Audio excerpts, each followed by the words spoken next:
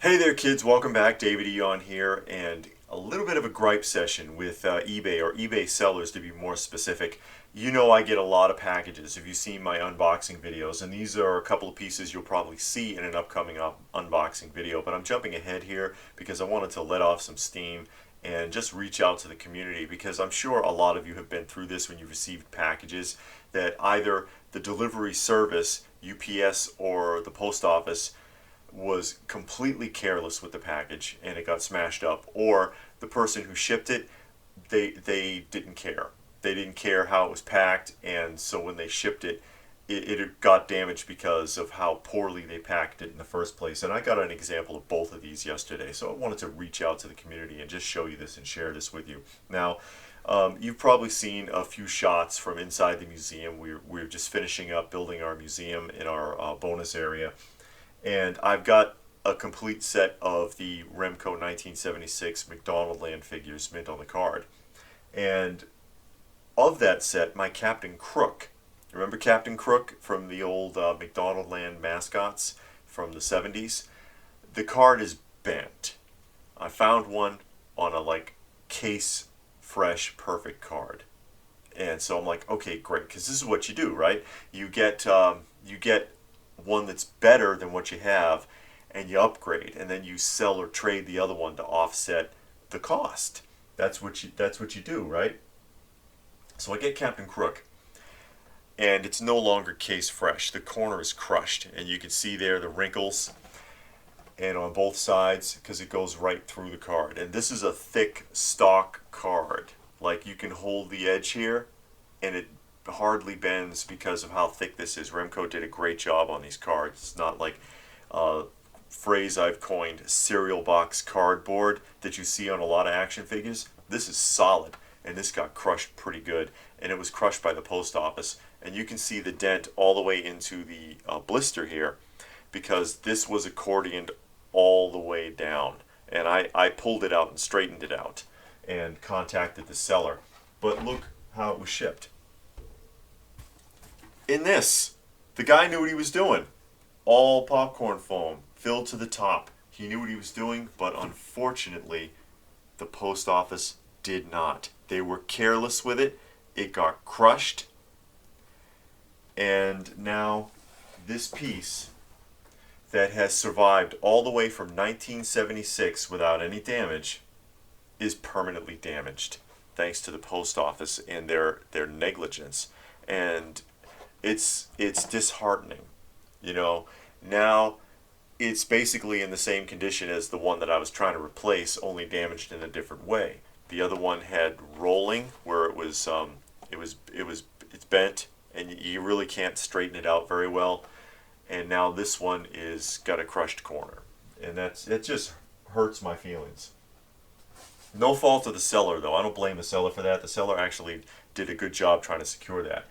This next seller, on the other hand, broke my heart. I was so mad. Now let me show you the piece.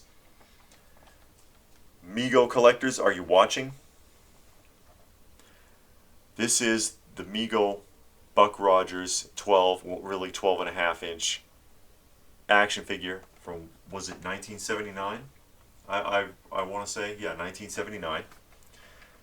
Never removed from the box. Also case fresh condition, never had a mark on it. And take a look at his face. Those of you who are classic Mego fans, classic Mego collectors, you know what you're looking at, because almost every single of the deluxe figures from every line, the Star Trek, the motion picture, the James Bond, Moonraker, whatever figure series it was, the heads have turned gray, or they have gray or green spots, or the lips have turned white. This one is perfect because it came from a case, and the card was perfect. It's not perfect anymore. It's cracked all through here. I don't know how well you can see this in the light. Cracked all through here. Card is bent now. Damages on the corners. Do you see the corner damages? Bends in the middle, like through here on both sides. on both ends. And it's relatively minor and amazing at the same time, considering that this is what it was shipped in. A padded envelope is how this thing was shipped. This seller stuck Buck in a padded freaking envelope to save on shipping, because it's 13 ounces in the envelope. These are actually very light. They're less than a pound. These are 12 to 13 ounces usually. So 13 ounces, and it's printed on here, 13 ounces flat. So it's to save a few bucks rather than putting it in a box. And although it's a miracle that it's not more damaged than this, you know, like I said, the corners are dinged and the card is buckled through there now. I can still work with this, but my God, you put it in an envelope. And after I contacted the seller too, because I've had a lot of problems with these, tell me if this ever happened to you. For some reason, a lot of people think that this is a flap, and so they fold it over the front of the package. And I contacted the seller and I said, hey, listen, you know, I'm not trying to put you on the spot, but I've had a lot of issues with these kind of figures, and I just wanted to throw it out there. Please don't fold this. It's not a flap. Keep it flat, and make sure you put it in a secure box. And he's like, yeah, no problem. This is not a secure box. It's a padded envelope. A padded envelope. Can you imagine? This thing survived 40 years and looked like it came right out of the case. And you put it in a padded envelope and downgraded the condition. And when I got the envelope, because my wife had gone to the post office, LPH went to the post office, and she comes and she has a couple of things for herself, and she has these two. And she had the envelope, and I picked it up, and I knew what it was. And I was like, oh, my God. No, they didn't. And she was like, maybe it's not what you think it is. And I'm like, it's what I think it is. It's what I think it is. It's the Mego Buck.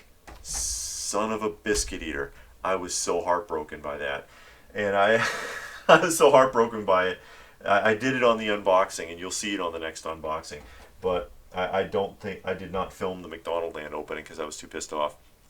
But you know what I'm talking about? It's like they either don't care, or the post office wrecks it anyway, or UPS wrecks it. UPS is worse than the post office in my personal experience. And I contacted this seller afterwards, and I'm like, are you kidding me? An envelope. We talked about this.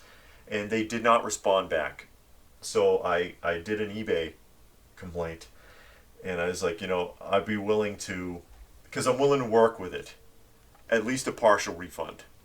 You know, in all fairness, at least a partial refund. I'm still willing to work with it because of the condition of the buck, and his knees are still intact too, and that's a huge problem with these figures, that the knees often buckle and they're like bent in there because of really poor construction of jointing on the original figures. And then he contacts me back and says, oh, well, I don't do refunds, but I'm willing to accept a partial refund if you return it. No, that's not how it works. Anyway, I just wanted to share that. Anyone else had experiences like this? I mean, I get a lot of bad packaging, but two in one day, both ways. Bad shipping and bad delivery. I mean, really. And there are a lot of people, and I hear this sometimes, oh, well, you got to shop locally. Go to your local toy store or go to conventions. Well, toy stores and conventions often don't have what you're looking for, rarely have what you're looking for. And because some of the stuff I have in my collection, I don't know, like I said, if you've seen me in the collection room in some of the more recent videos, some of the pieces that I have in there, or collections that I have in there, you're not going to find it locally. You're lucky to find it on eBay, like the product people. God, I've been putting that set together for 15 years. It is almost impossible to find those in the box.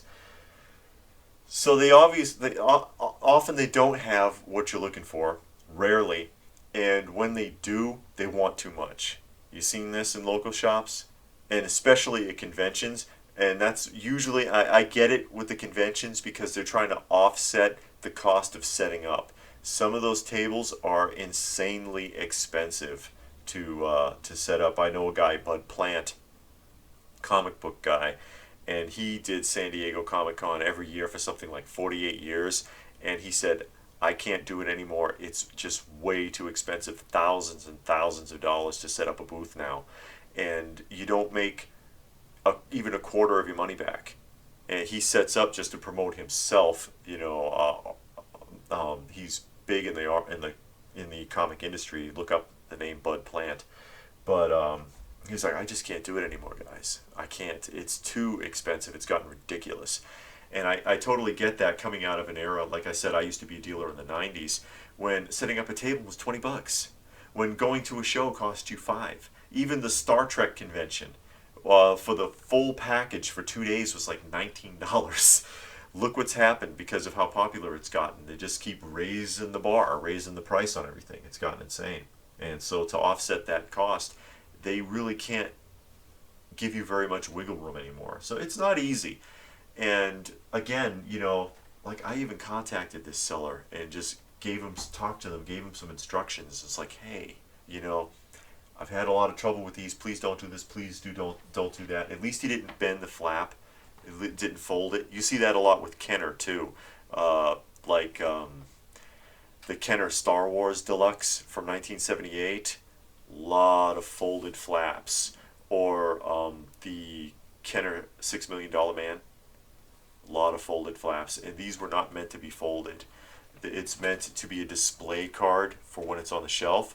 And also, because the boxes are all the same size and shape, when you reverse it and interlock it inside the case, it helps them to hold still. But hey, thoughts, opinions, let me know what you think in the comments section down below. Like, share, subscribe, check out some of the other videos. If you haven't seen our museum documentary video, check it out, and I'll put a link to it down below. But what can I say? Thanks for watching. Thanks for listening to me bitch and moan, and I will see you again soon.